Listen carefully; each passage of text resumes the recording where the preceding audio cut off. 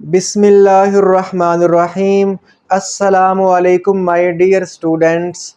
इस वीडियो में हम क्लास 11 फ़िज़िक्स के चैप्टर नंबर 12 जिसका name nuclear and particle physics है, इसके टॉपिक नंबर 12.4 में मौजूद बीटा डिके को स्टडी करेंगे। स्टूडेंट्स, ये टॉपिक यानी कि beta decay long question, short questions और एमसीक्यूज़ तीनों के पॉइंट ऑफ व्यू से आपके बोर्ड एग्ज़ाम के लिए इम्पोर्टेंट है।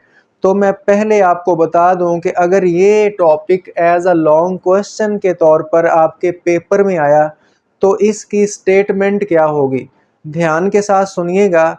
सिंपल आपकी टेक्स्ट बुक में चैप्टर नंबर 12 की एक्सरसाइज में जो कॉम्प्रिहेंसिव क्वेश्चंस मौजूद हैं, अगर आप उसका क्वेश्चन नंबर 2 पढ़ें तो उसमें लिखा है कि elaborate the phenomena of beta positive decay and beta negative decay with examples, यानी कि आप बीटा पॉजिटिव डिके और बीटा नेगेटिव डिके का जो फिनोमिना है इसको इलेबोरेट करें, यानी इसको एक्सप्लेन करें और साथ एग्जाम्पल्स भी दें।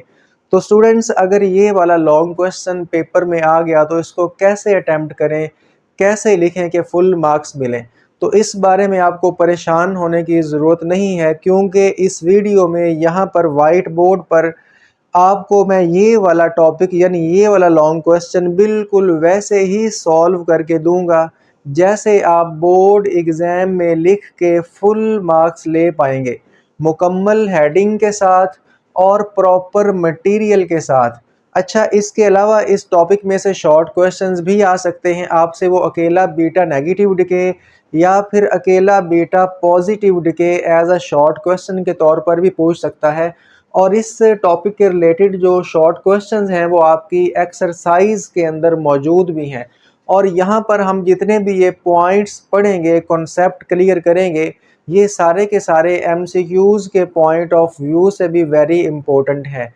तो इसीलिए आपने इस वीडियो को एंड तक ज़रूर देखना है ताकि आप इस टॉपिक को अच्छे से समझ पाएँ।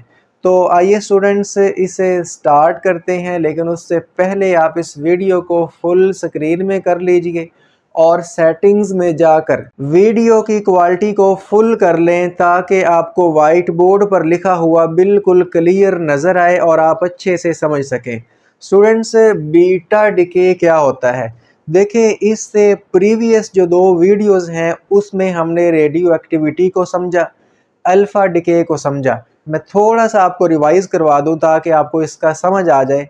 देखें, हमने पढ़ा था कि हमारे पास कुछ एटम्स के न्यूक्लियस जो हैं उनमें प्रोटॉन्स की तादाद जब बहुत ज़्यादा हो जाती है तो बेसिकली वो एटम के जो न्यूक्लियस हैं वो अनस्टेबल हो जाते हैं, और अनस्टेबल न्यूक्लियस जो है वो डिके होते हैं, यानी कि वो टूटते हैं। तो उनमें से 3 तरह की रेडिएशंस निकलती हैं, एमिट होती हैं। वो 3 रेडिएशंस का नाम क्या है? अल्फ़ा, बीटा और गैमा। तो जब किसी न्यूक्लियस में से अल्फ़ा पार्टिकल्स निकलते हैं तो उसे हम अल्फ़ा डिके बोलते हैं, जो हम इससे प्रीवियस वीडियोस में इससे पहले पढ़ के आ चुके।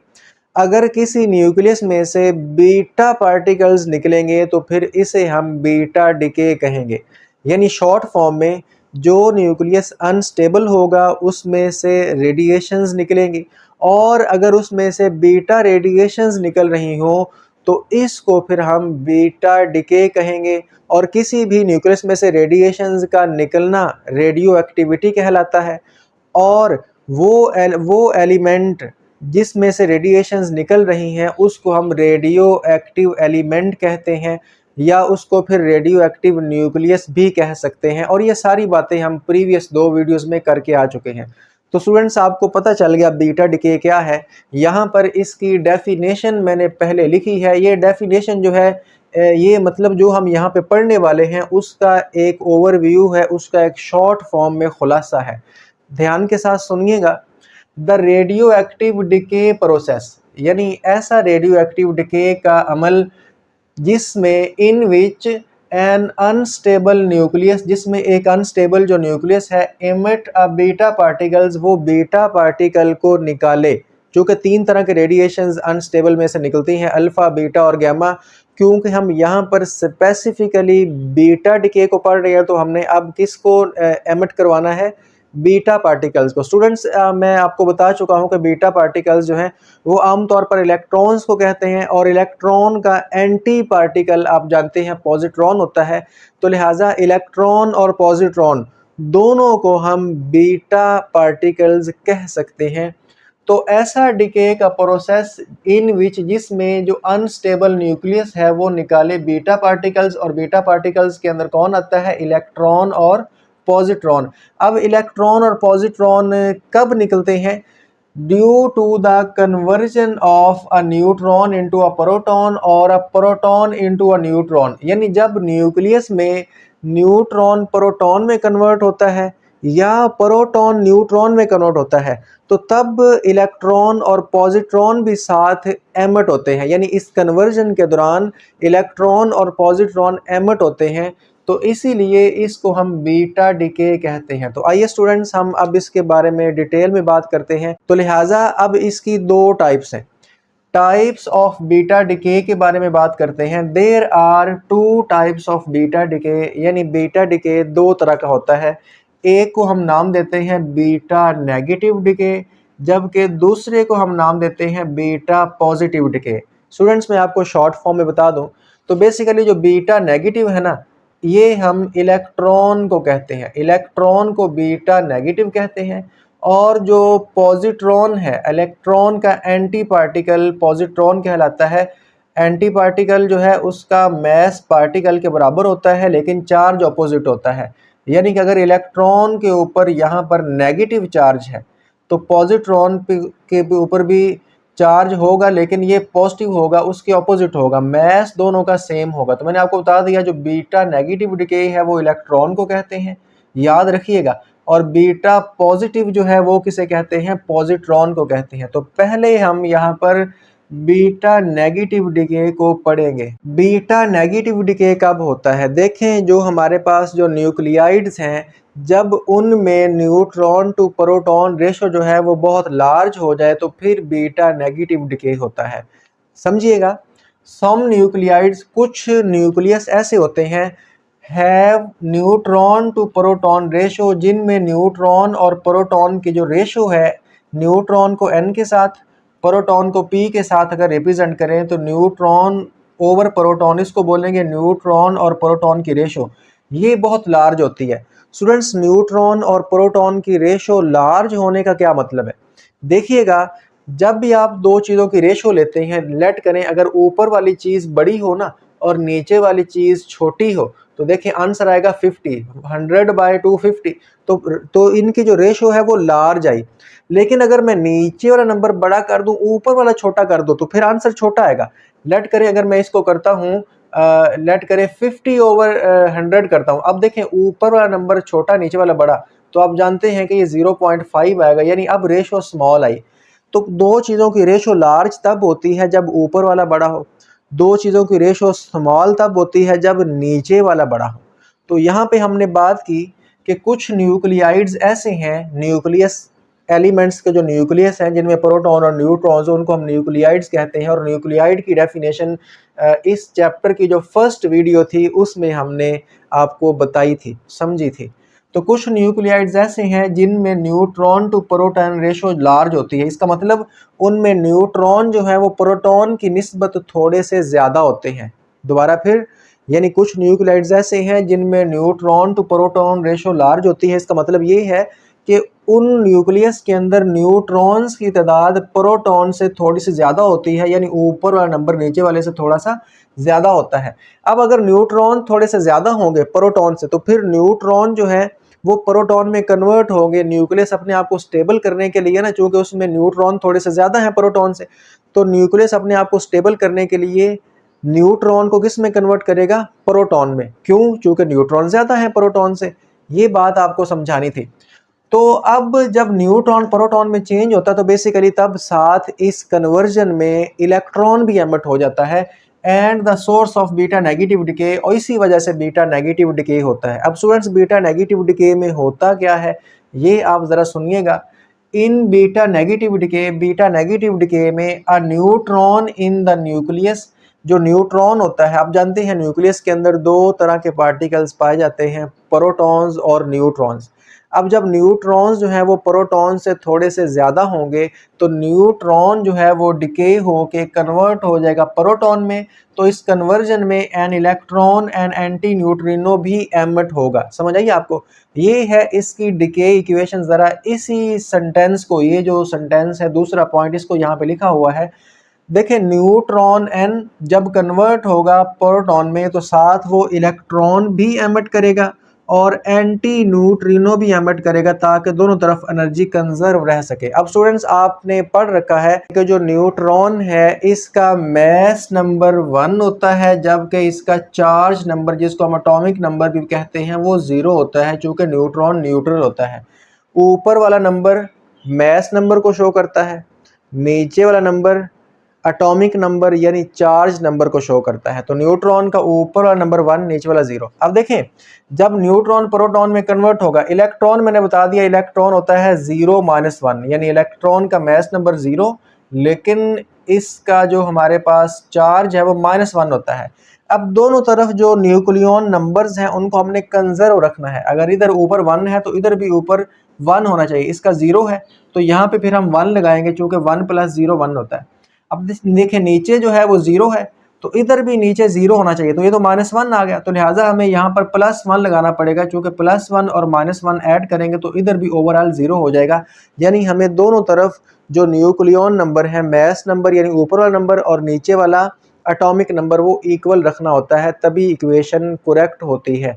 तो इसीलिए जब न्यूट्रॉन प्रोटॉन में कन्वर्ट होता है तो इन चीज़ों को यानी मास नंबर और एटॉमिक नंबर को कंजर्व रखने के लिए इलेक्ट्रॉन एमिट होता है और एनर्जी को कंजर्व रखने के लिए एंटी न्यूट्रिनो भी एमिट होता है। तो यही मैंने आपको बात बताई कि जब न्यूट्रॉन डिके होगा प्रोटॉन में तो साथ इलेक्ट्रॉन और ये एंटी न्यूट्रिनो भी एमिट होगा। अब स्टूडेंट्स जो एंटी पार्टिकल होते हैं ना, उनकी सिंबॉलिक रिप्रेजेंटेशन मैंने आपको मैटर एंड एंटी मैटर वाले वीडियो में पढ़ाई थी। आप देख सकते हैं कि जब भी आप किसी एंटी पार्टिकल को लिखते हैं तो उसके ऊपर आप बार लगाते हैं, जैसे जब आप किसी वेक्टर को लिखते हैं तो ऊपर आप एरो लगाते हैं। तो ये हमने पढ़ा था। अब स्टूडेंट्स इसी इक्वेशन को यहाँ पे हम जनरल फॉर्म में लिख लेते हैं। लेट करें हमारे पास जिस तरह न्यूट्रॉन है, यहाँ पर कोई भी अगर एलिमेंट हो उसका mass number A, mass number को ए से शो करते हैं और एटॉमिक नंबर को जी से शो करते हैं, जिसको हम चार्ज नंबर भी कहते हैं, यानी कि पाँव में ज़मीन सर पे आसमान। अब जब किसी भी एलिमेंट में से बीटा नेगेटिव यानी कि इलेक्ट्रॉन एमिट होगा तो जो नया एलिमेंट बनेगा उसका मास नंबर सेम रहेगा, जितना पहले था उतना ही रहेगा। जैसे यहाँ पे 1 है तो जो नया एलिमेंट बना उसका मास नंबर 1 ही है, सेम है, लेकिन नीचे वाला नंबर एक इंक्रीज हो गया, इधर 0 था तो इधर +1 हो गया, तो नीचे वाला जो नंबर है जी वो एक ऐड हो जाएगा, एक इंक्रीज हो जाएगा। चूंकि इधर -1 है तो जी +1 -1 तो +1 और -1 कटेगा तो इधर भी जी और उधर भी जी। तो ये हमारे पास इसकी जनरल इक्वेशन है। उम्मीद करता हूँ आपको समझ आ गई होगी कि जब भी न्यूट्रॉन प्रोटॉन में चेंज होता है तो दोनों का देखें मास नंबर सेम है, तो मास नंबर में कोई चेंजिंग नहीं आई, वो अनचेंज रहा, लेकिन जो एटॉमिक नंबर है वो एक इंक्रीज हो गया, यानी कि एटॉमिक नंबर एक इंक्रीज हो जाता है। तो यहाँ पर हम यही बात लिखेंगे एक्सप्लेनेशन में, the emitted electrons are called beta particle. ये जो इलेक्ट्रॉन एमिट हो रहा है, निकल रहा है जब न्यूट्रॉन प्रोटॉन में कन्वर्ट हुआ, तब इस इलेक्ट्रॉन को हम बीटा पार्टिकल कहते हैं। अब इस प्रोसेस में जब न्यूट्रॉन प्रोटॉन में कन्वर्ट होगा the mass number remains unchanged, तो मास नंबर इधर भी ए इधर भी ए, दोनों तरफ सेम है, तो मास नंबर में कोई तब्दीली नहीं आई। लेकिन द एटॉमिक नंबर, जो एटॉमिक नंबर है इंक्रीज बाय 1, वो एक इंक्रीज हो जाएगा, उसमें एक का एडिशन हो जाएगा। तो स्टूडेंट्स ये था बीटा नेगेटिव डिके। अब उसने बोला कि इसकी एग्जांपल भी दो, तो आइए ज़रा इसकी एग्जांपल समझते हैं। देखें हमारे पास थोरियम का जो आइसोटोप है 239 वाला, ये एक अनस्टेबल है। अब ये अनस्टेबल है तो इसमें बेसिकली ये डिके होता है इनटू प्रोटेक्टिनियम। प्रोटैक्टिनियम में जब चेंज होगा तो इसमें से बीटा इमिशन होती है, यानी थोरियम जो है वो इलेक्ट्रॉन एमिट करता है जब वो चेंज होके प्रोटैक्टिनियम में कन्वर्ट होता है। अब देखें ये थोरियम है, थोरियम का मास नंबर 239 होता है और उसका एटॉमिक नंबर या चार्ज नंबर या प्रोटॉन नंबर वो 90 होता है। नीचे वाले नंबर को एटॉमिक नंबर भी कहते हैं, इसके अलावा इसको चार्ज नंबर भी कहते हैं, इसके अलावा इसको प्रोटॉन नंबर भी कहते हैं। तो जब थोरियम कन्वर्ट होगा प्रोटैक्टिनियम में तो 7 इलेक्ट्रॉन एमिट हुआ, 7 एंटी न्यूट्रिनो एमिट हुआ, ये दो तो एमिट होने ही होने हैं। लेकिन ये जो नया एलिमेंट बना है ना, इसका जो ऊपर वाला नंबर है मास नंबर वो अनचेंज रहेगा। उधर 239 है तो इधर भी 239 ही आएगा। लेकिन हम पढ़ चुके हैं कि एटॉमिक नंबर यानी कि नीचे वाला नंबर एक इंक्रीज हो जाएगा, इधर 90 है तो इधर 91 आएगा। ऐसा क्यों हुआ? ताकि दोनों तरफ नंबर्स कंजर्व रह सके। 90 इधर देखिए 91 माइनस 1, 91 में से एक माइनस करेंगे तो इधर भी 90, तो नीचे वाला नंबर सेम आ गया। इस तरह ऊपर 239, इधर देखें 239 प्लस 0 ऊपर, तो ये 239। तो यानी ये इक्वेशन बिल्कुल बैलेंस्ड इक्वेशन है जिसमें दोनों तरफ मास नंबर और चार्ज नंबर जो है वो इक्वल आए। तो याद रखें शॉर्ट फॉर्म में जब भी न्यूट्रॉन प्रोटॉन में चेंज होता है तो बेसिकली 7 इलेक्ट्रॉन एमिट होता है, तो इसी को हम बीटा नेगेटिव डिके कहते हैं। इलेक्ट्रॉन जो है वो बीटा नेगेटिव कहलाता है। तो ये थी बीटा नेगेटिव की कहानी। देखें कितना खूबसूरत हमने लिखा कि पहले हेडिंग दी, उसके बाद 2 पॉइंट्स लिखे, ये आपकी बुक से लिए गए हैं। उसके बाद हमने इसकी जो डिके इक्वेशन है कि न्यूट्रॉन जब प्रोटॉन में डिके होगा तो वो वाली इक्वेशन हमने लिख दी, उसको बैलेंस भी कर दिया। इसके बाद हमने इस इक्वेशन को जनरल फॉर्म में रिप्रेजेंट किया और इस प्रोसेस में, इस डिके में क्या हुआ, कौन सी चीज़ चेंज हुई, कौन सी नहीं हुई, उसको हमने पॉइंट्स बनाकर लिखा, हेडिंग दी और एग्जाम्पल की हेडिंग दे के एग्जाम्पल भी लिख दी। तो यही बेस्ट तरीका है एग्ज़ाम में अटैम्प्ट करने का कि आप प्रॉपर हेडिंग दें, पॉइंट्स बना के खूबसूरत पेपर अटैम्प्टेशन करके इसको लिखें। आइए स्टूडेंट्स हम सेम इसी तरह पे अब हम बीटा पॉजिटिव डिके पढ़ेंगे। तो beta positive decay, beta positive किसे कहते हैं? पॉजिट्रॉन को। तो यहाँ पे हम बात करेंगे कि some nuclides have neutron to proton ratio too small. अगर neutron to proton ratio large होगी तो बता चुका हूँ कि न्यूट्रॉन जो है प्रोटॉन से ज़्यादा है, जो ज़्यादा है वो कम वाले में कन्वर्ट होगा। अब इसमें क्या है कि neutron to proton ratio small है, मतलब ऊपर कोई भी रेशो स्मॉल तब होती है जब ऊपर वाला नंबर छोटा हो, नीचे वाला बड़ा हो। यानी इसमें ऊपर वाला नंबर छोटा है, न्यूट्रॉन की तादाद प्रोटॉन की निस्बत कम है। तो कौन फिर ज़्यादा हुए? प्रोटॉन ज़्यादा हुए। कौन कम हुए? न्यूट्रॉन कम हुए। तो न्यूट्रॉन जब कम है, प्रोटॉन ज़्यादा है, तो न्यूक्लियस अपने आप को स्टेबल करने के लिए प्रोटॉन को न्यूट्रॉन में कन्वर्ट करेगा। तो for stability and decay by emitting a positron instead of electron. तो जब प्रोटॉन न्यूट्रॉन में कन्वर्ट होता है ना, डिके होता है, तो फिर इलेक्ट्रॉन की बजाय पॉजिट्रॉन एमिट होता है। याद रखें जब न्यूट्रॉन प्रोटॉन में कन्वर्ट होगा तब इलेक्ट्रॉन एमिट होगा, बीटा नेगेटिव डिके। इस तरह जब प्रोटॉन न्यूट्रॉन में कन्वर्ट होगा तो फिर पॉजिट्रॉन एमिट होगा और इस पॉजिट्रॉन जो है वो बीटा पॉजिटिव कहलाता है। ये बातें मैं इसलिए रिपीट कर रहा हूँ क्योंकि ये एमसीक्यूज़ के लिए इम्पोर्टेंट हैं और जब आप एमसीक्यूज़ या न्यूमेरिकल्स वगैरह करेंगे, शॉर्ट क्वेश्चंस भी करेंगे, तब भी ये बातें वहाँ पर यूज़ होनी है, देख लीजिएगा। इसके बाद है हम बताएंगे पॉजिट्रॉन क्या है। वैसे आपको पता है कि पॉजिट्रॉन जो है वो e positive has the same mass and electron. Electron और पॉजिट्रॉन जो कि एक दूसरे के पार्टिकल एंटी पार्टिकल हैं और पार्टिकल एंटी पार्टिकल वही होते हैं जो मास में सेम हो, चार्ज में ऑपोजिट हो। तो positron has the same mass as an electron but carries a positive charge. दोनों का मास सेम है लेकिन पॉजिट्रॉन पे पॉजिटिव चार्ज है क्योंकि इलेक्ट्रॉन पे नेगेटिव चार्ज होता है। अब हम इसी तरह जहाँ पे हमने ये लिखा था ना कि जब न्यूट्रॉन प्रोटॉन में चेंज होता है तो क्या होता है, यहाँ पे हम ये लिखेंगे कि इन दिस प्रोसेस जब बीटा पॉजिटिव डिके होगा, यहाँ पे आप लिख सकते हैं in beta positive decay. In this process की जगह पे in beta positive decay a proton in the nucleus decay into neutron. इसमें जो प्रोटॉन है वो डिके होता है न्यूट्रॉन में। देखें प्रोटॉन किस में डिके हुआ? न्यूट्रॉन में। तो इसके साथ कौन एमिट हुआ? पॉजिट्रॉन और न्यूट्रिनो। ये क्या है? ये न्यूट्रिनो का सिंबल है। अगर इसके ऊपर बार लगा दोगे तो वो फिर एंटी न्यूट्रिनो बन जाएगा। तो इन this process a proton in the nucleus, ये प्रोटॉन है न्यूक्लियस का, डिके इनटू न्यूट्रॉन, प्रोटॉन किस में डिके हुआ, न्यूट्रॉन में, और उसके साथ अ पॉजिट्रॉन एंड न्यूट्रिनो जो है वो भी एमिट हुआ। स्टूडेंट्स ये एंटी न्यूट्रिनो और न्यूट्रिनो क्यों एमिट होते हैं, ताकि दोनों तरफ एनर्जी कंजर्व रह सके, ठीक है। तो यहाँ पर ये मैंने आपको बता दिया, ज़रा इस इक्वेशन को देखते हैं, मैं आपको समझा के आ चुका हूँ।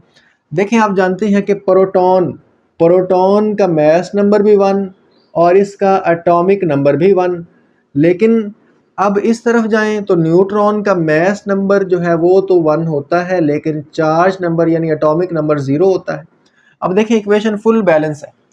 इस तरफ लेफ्ट हैंड साइड पे अगर मास नंबर 1 है, तो राइट साइड पे अगर आप देखें तो मास नंबर 1 और 0, तो 1 प्लस 0 ऐड करें तो 1, तो मतलब मास नंबर दोनों तरफ इक्वल है। इसी तरह यहाँ पे एटॉमिक नंबर देखें, लेफ्ट हैंड साइड पे तो 1 है, और अगर आप राइट हैंड साइड पे एटॉमिक नंबर देखें तो 0 प्लस 1 ये भी 1 है, तो मतलब ये इक्वेशन बिल्कुल बैलेंस्ड है और करेक्ट इक्वेशन है। तो इसीलिए जब प्रोटॉन न्यूट्रॉन में कन्वर्ट होगा तो साथ पॉजिट्रॉन एमिट होगा ताकि इक्वेशन बैलेंस हो सके, और न्यूट्रिनो क्यों एमिट हुआ, ताकि एनर्जी भी जो है वो बैलेंस हो सके, कंजर्व रह सके। अब स्टूडेंट्स हम इसको जनरल न्यूक्लियस इक्वेशन के अंदर लिखते हैं, जैसे हमने यहाँ पे लिखा। तो देखिएगा कि ये हमारे पास पेरेंट एलिमेंट है, तो इसको हम लिखते हैं, इसका मास नंबर ए के साथ रिप्रेजेंट करते हैं, जबकि जो चार्ज नंबर है उसको हम जी के साथ रिप्रेजेंट करते हैं। तो ये बिल्कुल ऐसे है, किसी भी एलिमेंट को लिखने का ये सिंबल है। ऊपर ए जो है मास नंबर और नीचे जी जो है वो एटॉमिक नंबर या प्रोटॉन नंबर। तो पाँव में ज़मीन सर में आसमान, ये हमने किसी भी एलिमेंट को लिखने का ये तरीका। ए एटॉमिक नंबर होता है, जी जो है वो हमारे पास ए मास नंबर होता है, जी एटॉमिक नंबर होता है। ये सारी चीज़ें हमने इस चैप्टर की जो फर्स्ट वीडियो है उसमें कवर की है, मैंने डिटेल में समझाई है। इन चीज़ों का, ये बेसिक चीज़ें हैं, आपको इनका ज़रूर पता होना चाहिए।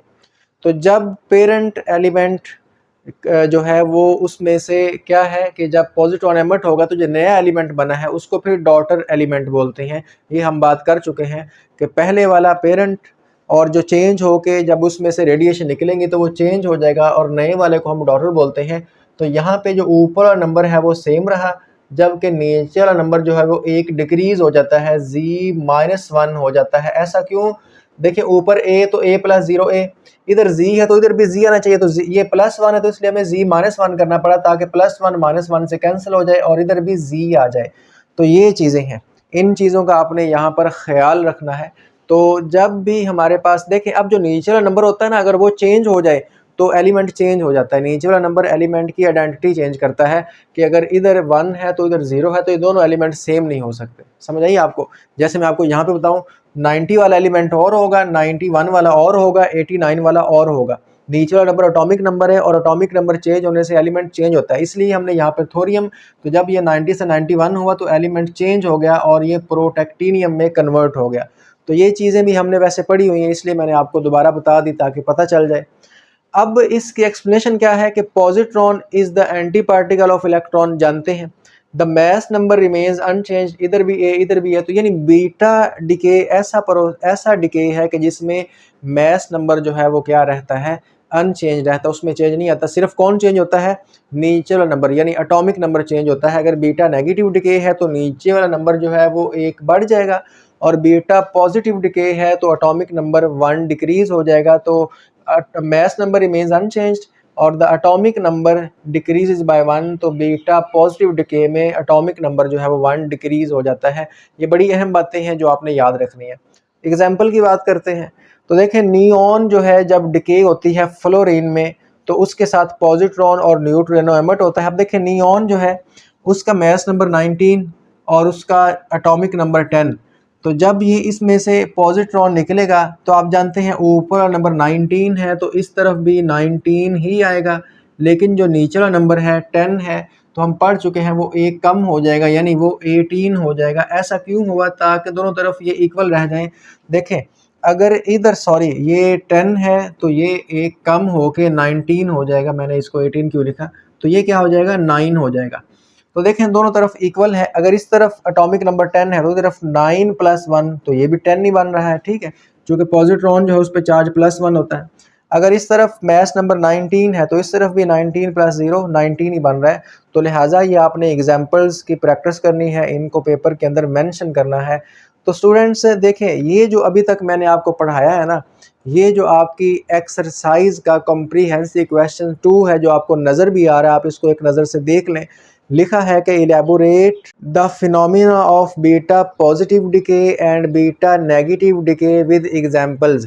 यानी उसने सिर्फ ये पूछा है कि आप बीटा पॉजिटिव डिके और बीटा नेगेटिव डिके को एक्सप्लेन करें, साथ एग्जाम्पल दें। तो आप डायरेक्ट यहाँ से भी स्टार्ट कर सकते हैं कि बीटा नेगेटिव डिके से स्टार्ट कर लें, क्योंकि उसने बीटा नेगेटिव डिके और बीटा पॉजिटिव डिके पूछा है। लेकिन मैंने आपको पहले जो है बीटा डिके की डेफिनेशन भी लिखवा दी, ये 2 से 3 लाइनों में पूरी आ जाएगी, कोई नहीं है कि जब आप बीटा डिके शुरू कर रहे हैं तो पहले बता दें कि बीटा डिके ये होता है, एक अच्छा इंप्रेशन जाता है, यानी तरतीब बन जाती है। फिर इसकी आप टाइप्स डिस्कस करें। मैंने दोनों को सेम रखा है, ठीक है। डिके इक्वेशन उसमें भी है, जनरल न्यूक्लियर इक्वेशन उसमें भी है, इस तरह एक्सप्लेनेशन के 3 पॉइंट्स उसमें भी 3 पॉइंट्स, एग्जाम्पल उसमें भी एग्जाम्पल, ताकि आप जो है जो क्वेश्चन है उसका आंसर के अंदर एक यूनिफॉर्मिटी आ जाए, एक तरतीब आ जाए, कोई चीज़ बड़ी कोई चीज़ छोटी ना रह जाए और बेस्ट आंसर हो जाए। तो स्टूडेंट्स मुझे पता है आपने इसका अब स्क्रीनशॉट लेना है, तो चले अब मैं ज़रा साइड पे होता हूँ ताकि आप इसका स्क्रीनशॉट ले लें और इसको अच्छे से एग्ज़ाम के पॉइंट ऑफ व्यू से प्रिपेयर कर लें। जिस तरह मैंने यहाँ पे लिखा है, पॉइंट्स बनाए हैं, हेडिंग दी हैं, अगर आप ऐसे ही पॉइंट्स बनाकर हेडिंग देकर लिखेंगे तो आपको इसके फुल मार्क्स मिलेंगे। अब स्टूडेंट्स थोड़ी सी बात रह गई है, हम बात करेंगे energy of beta particles during radio active decay, चूँकि इसके बाद ये लिखा हुआ है। देखें यहाँ पर मैंने आपको अल्फ़ा डिके के अंदर समझाया था कि जब भी किसी एलिमेंट में से अल्फ़ा डिके निकलता है ना तो एनर्जी फिक्स होती है। यानी मान ले यूरेनियम जब थोरियम में चेंज हुआ था तो अल्फ़ा पार्टिकल निकला था। अब जितनी दफ़ा भी आप वो डिके करवाएंगे, एक्सपेरिमेंट करवाएंगे, हर दफ़ा जो अल्फ़ा पार्टिकल है वो सेम एनर्जी के साथ एमिट होता है, फिक्स एनर्जी के साथ एमिट होता है। ऐसा नहीं कि कोई पहला दफ़ा जब एक्सपेरिमेंट या अल्फ़ा पार्टिकल एमिट करवाया तो तब एनर्जी ज़्यादा थी, दूसरी दफ़ा निकलवाया तो एनर्जी कम थी, ऐसा नहीं, हर दफ़ा एनर्जी सेम होती है। लेकिन बीटा डिके में ऐसा नहीं होता। बीटा डिके के अंदर जब न्यूट्रॉन प्रोटॉन में चेंज होता है या प्रोटॉन न्यूट्रॉन में चेंज होता है तो साथ बीटा पार्टिकल निकलता है, बीटा यानी बीटा नेगेटिव या बीटा पॉजिटिव, इलेक्ट्रॉन या पॉजिट्रॉन, और साथ न्यूट्रिनो या एंटी न्यूट्रिनो निकलता है। तो ये हर दफ़ा सेम एनर्जी के साथ नहीं निकलते। लेट करें पहली दफ़ा जब आपने एक्सपेरिमेंट करवाया तो इलेक्ट्रॉन के पास एनर्जी 80% थी, एंटी न्यूट्रिनो के पास 20% थी। दूसरी दफ़ा एक्सपेरिमेंट करवाएंगे तो हो सकता है इलेक्ट्रॉन को 70% मिल जाए, इसको 30% मिल जाए। तीसरी दफ़ा करवाएंगे हो सकता है इलेक्ट्रॉन को 30% मिल जाए और इस एंटी न्यूट्रिनो को 70% मिल जाए। तो यानी हर दफ़ा जब आप बीटा डिके करवाते हैं, यानी न्यूट्रॉन को प्रोटॉन में या प्रोटॉन को न्यूट्रॉन में चेंज करवाते हैं, तो ये जो दो पार्टिकल साथ निकलते हैं, यानी इलेक्ट्रॉन या पॉजिट्रॉन, बीटा पार्टिकल इसको कहते हैं। बीटा किसे कहते हैं? इलेक्ट्रॉन और पॉजिट्रॉन को। और साथ न्यूट्रिनो या एंटी न्यूट्रिनो, ये हर दफ़ा जो है जब एनर्जी रिलीज़ होती है तो ये एनर्जी हर दफ़ा जो है वो सेम नहीं होती, हर दफ़ा अलग अलग एनर्जी के साथ निकलते हैं। तो इसलिए जब हम इसका ग्राफ बनाते हैं ना, बेसिकली ना आपकी बुक के अंदर इसका इस तरीके से ग्राफ बना हुआ है। इस तरफ काइनेटिक एनर्जी ली हुई है एक्स एक्सिस में और वाई एक्सिस में उन्होंने नंबर ऑफ बीटा पार्टिकल्स लिए हुए हैं। तो ग्राफ इस तरीके से बनता है, यानी ये ग्राफ ये शो कर रहा है कि एनर्जी जो है वो मैक्सिमम से 0 तक वेरी कर सकती है। यानी इनके बीटा पार्टिकल की एनर्जी 0 भी हो सकती है, 10% भी हो सकती है, 20% भी हो सकती है। तो जो बीटा पार्टिकल है उनकी एनर्जी फिक्स नहीं है। अल्फ़ा पार्टिकल में सीधी स्पाइक्स बनी थी, यानी हर दफ़ा अल्फ़ा पार्टिकल की एनर्जी फिक्स थी। और इसमें क्या होगा कि जो एनर्जी है बीटा पार्टिकल की वो हर दफ़ा चेंज हो जाएगी। स्टूडेंट्स, उम्मीद करता हूँ मैं आपको बात समझा पाया हूँगा। ये आपकी बुक के अंदर पैराग्राफ लिखा हुआ है कि जब भी बीटा डिके होता है जो रिलीज एनर्जी है वो हर दफ़ा डिफरेंट वे में आती है। तो इसलिए जो काइनेटिक एनर्जी है, अब जब बीटा डिके होता है तो क्या होता है कि हमारे पास जो न्यूट्रॉन या प्रोटॉन है ये बीटा पार्टिकल में चेंज होता है, इलेक्ट्रॉन या पॉजिट्रॉन में साथ एंटी न्यूट्रिनो या न्यूट्रिनो निकलता है। हर दफ़ा एनर्जी डिस्टेंट होती है, डिफरेंट होती है। और फिर जब यानी हर दफ़ा इनकी काइनेटिक एनर्जी चेंज हो जाएगी, फिक्स नहीं होगी। तो जब हम इसका स्पेक्ट्रम बनाएंगे तो इसको बोलते हैं कंटिन्यूस स्पेक्ट्रम, यानी जिसमें एनर्जी वेरी कर रही हो। अब स्टूडेंट्स, अगर आपको ये आ जाए कि आप शॉर्ट क्वेश्चन में लिख दें energy of beta particles in radio active decay, तो आपकी बुक के अंदर ये काफ़ी बड़ा सारा पैराग्राफ लिखा हुआ है, ग्राफ बना हुआ है मैंने भी इसको बनाया है, ये अब आपको पिक्चर शो हो रही है, इसमें देख लें कि सिर्फ 3 पॉइंट्स लिखे हैं। अगर आप वीडियो को स्टॉप करके इन पॉइंट्स को पढ़ेंगे तो जितनी दफ़ा मैंने रिपीट किए हैं ये बातें आपको 100% समझ आ जाएंगी। और साथ ग्राफ भी बना हुआ है, ये ज़रूर बनाइएगा, ये अलग से शॉर्ट क्वेश्चन आ सकता है। तो स्टूडेंट्स, अब हम इस टॉपिक को मुकम्मल डिटेल में पढ़ चुके हैं, समझ चुके हैं। अगर आपको वीडियो पसंद आई हो तो वीडियो को लाइक कर दें, और अगर कुछ ना कुछ नया सीखने को मिला हो तो इस चैनल को सब्सक्राइब कर दें, ठीक है। अगर कोई भी डाउट हो, किसी चीज़ के बारे में समझ ना आई हो, तो उसको आप फिर कमेंट सेक्शन में पूछ सकते हैं, मैं आपको रिप्लाई करके उस चीज़ के बारे में आंसर दे दूंगा। इसी के साथ ही मुझे इजाज़त दीजिए, मिलते हैं नेक्स्ट वीडियो में, तब तक के लिए अल्लाह हाफिज़।